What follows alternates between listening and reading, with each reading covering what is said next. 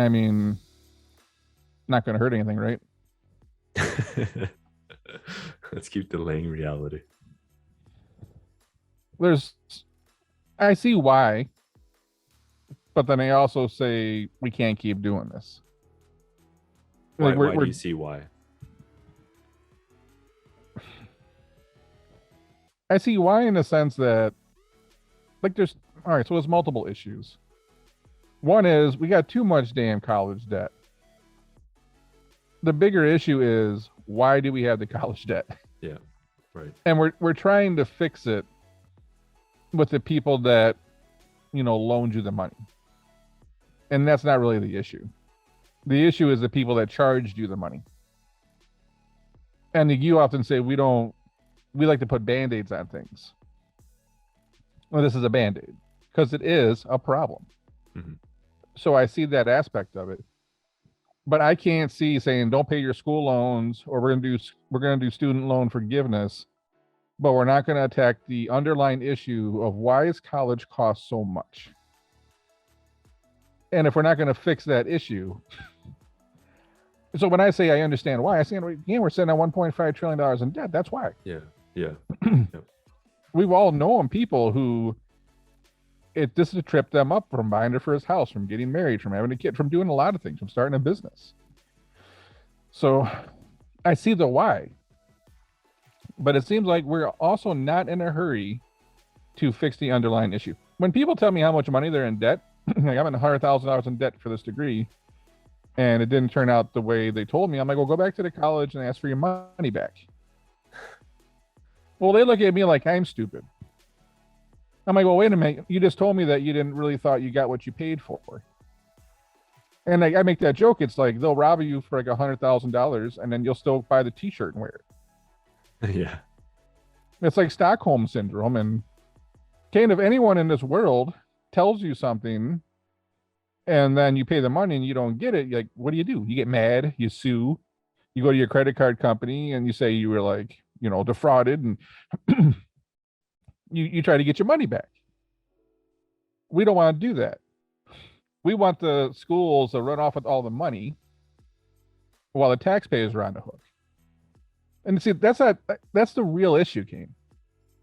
A lot of people, you watch Twitter, they're caught up on these people that, took out loans and they should repay them. The bigger issue is who got the money?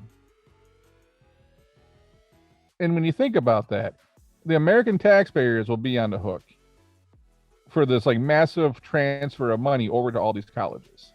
Yeah. How do you let that continue? Yeah. And then just to follow that, like what do the schools do with the money? Like that's another part of the equation where it's like the capital allocation on that side of things is just I have no idea. I was last time I was on a college campus, they were building a building that looked like a Four Seasons resort. Yeah, is that a value add to society? When you think of kind of the cost benefit. And then a lot of these professors are like unbelievably overpaid. Yeah. You and I've talked about the amount of money when you add up the amount of time spent in the classroom. Yeah.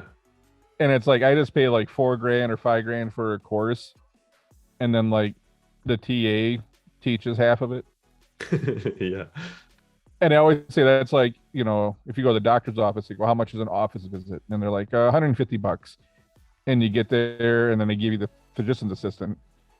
And you're like, oh, okay, I thought it was $150 to see a doctor. How much is it to see the PA? And they're like, well, same price. Like, well, it's the same price. I want to see a doctor. Right. And it's like, it's no offense towards, I've seen the PA is another one, is a nurse practitioner or something. Mm-hmm. But the problem is, it's like you give me that, but you charge me what you said is going to see my normal doctor. And it's like, a lot of times I got to come back twice because they weren't able to do something. And it's like, everywhere you go, I feel like you get ripped off, right? So here I'm paying $4,000 for this class, and then you see the professor for like, 30 minutes, and then the TA is teaching the rest of the thing. Well, when you look at this, and I think Most people know this is kind of just buying votes. It's a very unfortunate truth, but that's what it is. Mm-hmm. It's kind of like when Trump did that extra unemployment payment right before the election. Like you knew what Yeah. you knew what he was doing. Like we're not stupid. I don't think Biden even wants to do this. Um, I think he's getting pushed in this direction, which is scary. But we have an inflation issue, and we keep delaying people from paying their bills.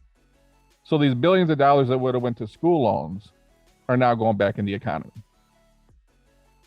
And what they're trying to do is try to extend this long enough until they can get some kind of forgive some loans.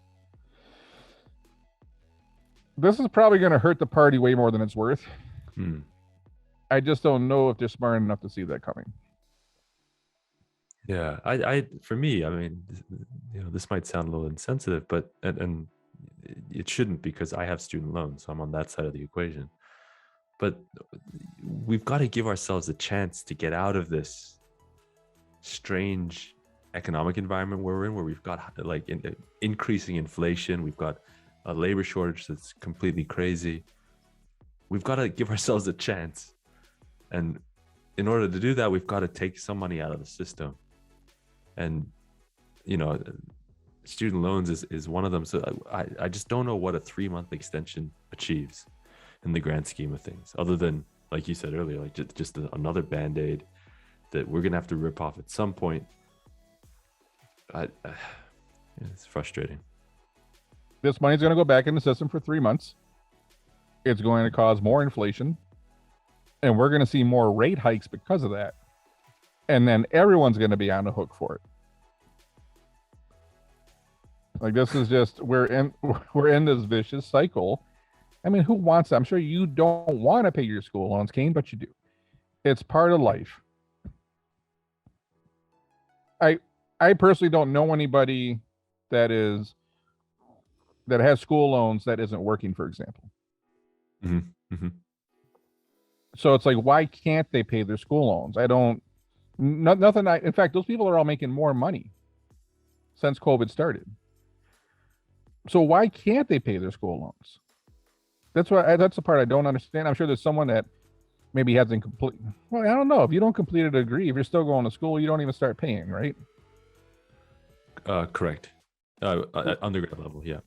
I guess it depends on the kind of loan you take out. So I was just thinking, like, the people that maybe they're not working, but they're still going to school, like that's not an option. Maybe it's the people that just stopped going to school and they had school loans and they were working some of these like hospitality jobs. And then they can't. Again, I'm trying to think of a scenario why you couldn't pay your school loans right now. Because everywhere I go, I'm seeing jobs for $15 to $20 an hour. Right. So you can't tell me there's no work. That's why I don't want to tell me we got 10% unemployment and the world's falling apart. All right. I get it. But it's one of those things where there's plenty of money to be made right now. Why aren't we paying our loans? Yeah. Yeah. I know we were hoping as people started going back and paying their mortgages and their apartments and school loans that we would have some sense of normal. All that money that we weren't spending on mortgages and apartments and school loans was going into the economy. And that's part of the reason why we have inflation. Top of stimulus and unemployment and all that stuff. But now we just delayed the next step of normal till May. I just don't know. Are they doing everything possible to just make the situation worse? You're right. I really am curious to know if anybody sits there and goes, okay, you've proposed something, at what cost? And if they actually have a discussion around the actual cost of doing stuff like this. Unless they see something around the Omicron that we don't know yet, or I don't know. Yeah, that's possible. But I guess you're right. Well, yeah, that's true. But if it is purely political, to where, like you said, where they're trying to just figure out a way to buoy votes, but that'd be a very disappointing way to go about economic policy. On both sides, Republican or Democrats, have you ever seen someone give away something for free and not hope to get votes? That's a great point. Great point. That's what I'm thinking. It doesn't matter, right? It's anytime if you're lowering taxes for somebody, that's you're doing something to get those votes, right? If you're giving away something free, it's a way to get votes. Because to me, I see no reason that we need to do this right now, other than they're trying to appease certain people within the party. And we have so many issues right now. And I feel like we're only, I don't feel Biden wants to do this. I think there's a faction of the party that's pushing him in this direction, which is going to cause them even more pain in the midterms. I think they're saying the independents don't want this, and the Republicans don't.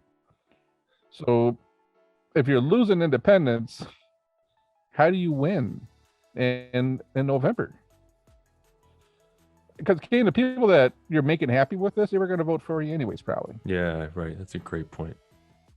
So if you thought or hoped you were buying votes, I just don't know if it's going to work out at the cost of more inflation. Which then, not to get too conspiratorial, but I then think of the story that we talked about a few days ago, where was it Nancy Pelosi who said that they didn't want to limit the way Congress or the government is allowed to trade individual stocks. Are they doing everything in their power while they're in office to be able to cash out? Because this just, again, pumps more money in the system, which inevitably probably goes into the stock market. So stock market's probably going to be fine up until May, knowing this news. They seems cyclical. They try to get it pumped up as much as possible, and they know when it crashes, it's going to be big. Right. So they're trying to get as pumped up as possible. Usually the smart money always gets out. That's just what happens. Mm-hmm. And it's usually the bottom half of investors are the ones that end up getting screwed. They keep this thing going as long as they can. This is the corporations too. These people cashing out their stock options and all this stuff. Yep. You keep it going as long as you can, and everyone gets paid, and then boom. There's just the little guy holds the bag. Yeah, there's just no reason to do this other than people want it. There's like no economic data that says we should be doing this. So I don't know. Dude, just convert everyone's loans to like interest free and let people do something. Like just do something. And the whole like forgive the loans, it's like, well, you're benefiting from that education. If you have a bachelor's degree, for example, how much more money do you make than the person who doesn't? Yeah. But you're actually you're asking the person who didn't go to college who you will end up making more than to help pay for how does that make sense? Yeah, if you talk about inequality, right? There's already inequality in who goes to college, like you said. So if you forgive it, then you're really just giving a leg up to the people who have the ability to go to college in the first place. Yeah, they're the ones that are generating the pay gaps. Yeah. The income gaps. Yeah. And they're benefiting even more. It's like, so if you're gonna, let's just say you're gonna take $500 million, half $1 trillion, like obliterate out the mat. Screw that. Go take that money and go send the working class to college. Go or give them money to start a business. Do something for them. If you want to fix that income gap, you're gonna make that income gap better by making it financially easier for the people who already have a bachelor's degree. Where the hell does this make sense? Yeah. Like now all of a sudden you're going to watch their wealth accelerate. So does anything make sense anymore? It's just, no, it's frustrating. I just feel like, in its own opinion, I don't think Biden wants this. And he's getting pressured into this stuff. Mm-hmm. I don't. Are you going to look back and just say, I shouldn't have done that? Like, I just feel like if Hillary was in there and they were telling her to do something she didn't want to do, that she would say, go F yourself. Yeah. Like, she wouldn't be having that. Like, yeah. For some reason, I just don't think Biden's in control of this ship. And that's concerning. Wasn't Bill Clinton if I remember correctly, Bill Clinton one of the only in the last recent in what am I saying? In recent memory, presidents that like actually decrease the deficit. Yeah, that's it. Yeah. So like You be cut from the same cloth. you had two things going on. You had the start of the tech boom, which you can't give Clinton credit for. I like Clinton, but you can't give him credit for something that was going to happen no matter what president was in office. Yeah. Yeah. There was a crazy time. That's when tech was emerging. People were getting on the internet, like the 2001 stock boom. Crazy times came. Crazy times. But he was also someone that wasn't in a hurry to spend a bunch of money. Mm-hmm. Like he really kept a tab on what was going on. And it seems like all we want to do now is spend. Like we're at $30 trillion, man, of debt. And who's going to be on the hook for that? And I never felt like Clinton had that thirst to just spend money like it wasn't his. And when he kept the lid on it, and then things were going well in the economy from the tech boom, things were really good. I see. But we've not done that since, have we? We spent we spent a boatload on wars. We had the 2008 crash. We spent way more on quantitative easing than I think 99.9% of Americans even know about. And then COVID. Like things went downhill fast. But I think what we need to do is we need to look at how much money we really need to. I had this conversation with a family member yesterday. They're talking about everyone, and everyone came, not rich people, everyone paying their fair share. I'm like, well, what do you think that is? It's like, well, let's just say the budget is $4 trillion. And like, how about you just divide that, from 220 million, not everybody, and you could do everybody in the country, but let's just say the working people, 220 million people. Well, your tax bill would be about $20,000 a year. Mm-hmm. That is what your share would be to live in this country. Now, that sounds like a really expensive country club to me. Do you feel like you get 20 grand a year worth the benefits? Yeah, true. It's hard to say. Whatever. We got roads, we got water, we got defense, we got all these things. But I have to say, this conversation when I started taking them down this thought path. Well, now you said you feel like $20,000 is a lot of money. It's like, so if you actually got that tax bill every year, you might start questioning the government. It's like, well, why does it cost so much? Yeah. And then you start looking at all the money we spend on shit, Kane. Maybe we wouldn't spend that money if everyone got that bill every year. We might say, do we need that war in Iraq? Right. What if we said, hey, we don't need that extra round of unemployment last year? Like, there's a lot of things that if we were all on the hook for it, and I bet we wouldn't need $4 trillion to run things, Kane. Yeah. Because you would start eliminating the stuff that you don't need. We're not doing that. We're trying to add more. And I think that was back what Clinton did. Clinton wasn't trying to add more. We don't care anymore, man. We just print money whenever we want to. But I think if we were each individually on the hook for everything, you might say, do we need that? Yeah. Yeah. Do we really need that? And then we might just start to question a few things. We might say, you know what? We got to get the school loans going back, right? We need to get people back to work. People back to work, Kane, means they're paying taxes, right? Yeah. There's a lot of stuff we need to work on. But unfortunately, how long is this going to go on? And does it ultimately lead to some kind of student loan forgiveness? Which, I think it's going to be a slap in the face to all the people that, look, man, a lot of it's the working class people that keep this country moving. They get looked down upon because they're not college educated and they don't work at Facebook, but without the working class, I think the world would suck. These are the people that keep it moving. And it's like, well, what are we going to do for them? Hell, what are you going to do for the people that actually pay their loans? Can you pay your loans? Right. Yeah.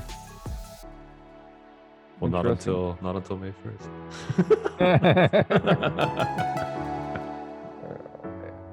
Well, we'll follow back up May 2nd. Sounds good. All right. I'll catch you.